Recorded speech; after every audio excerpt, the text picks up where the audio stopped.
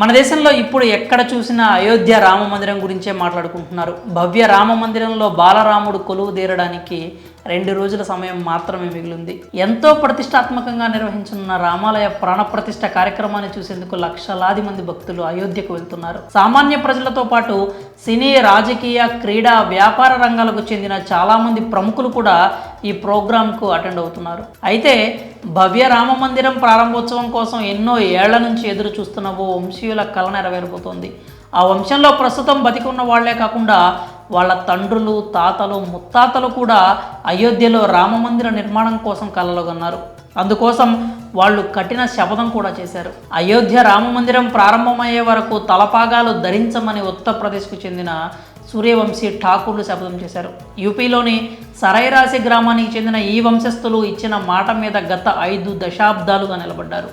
ఈ 500 ఏళ్లలో ఏనాడు వాళ్ళు నెత్తికి తలపాగాలు వేసుకోలేదు. కానీ ఎట్టకేలకు భవ్య రామ మందిరం నిర్మాణం పూర్తి చేసుకుని ప్రాణప్రతిష్ఠకు సిద్ధమైంది. తమ శపథాలు, కన్న కలలు నెరవేరుతుండడంతో సూర్యవంశీ ఠాకూర్ల ఆనందానికి హద్దులు లేకుండా పోయాయి.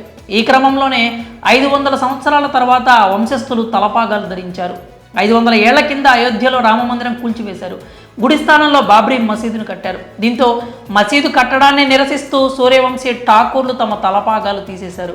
అయోధ్యలో రామాలయాన్ని కూల్చిన చోటే మళ్ళీ గుడిని నిర్మించినప్పుడే తిరిగి తలపాగాలు ధరిస్తామని శపథం చేశారు. తమది శ్రీరాముడికి సంబంధించిన వంశంగా చెప్పుకునే సూర్యవంశీ ఠాకూర్ల కళ ఇన్నాళ్లకు నెరవేరింది. మరో 2 రోజుల్లో భవ్య రామ మందిరం ప్రారంభం కానుంది. దీంతో వీళ్ళు తమ దీక్షను ముగించారు.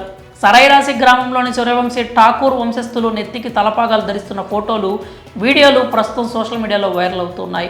ఇది చూసిన నెటిజన్స్ ఈ వంశానికి శ్రీరాముడి మీద ఉన్న భక్తి ఎంతో ఈ శపథాన్ని బట్టి అర్థం చేసుకోవాలని అంటున్నారు. మరి సూర్యవంశీ ఠాకూర్ల శపథంపై మీ అభిప్రాయాలను కామెంట్స్ రూపంలో తెలియజేయండి.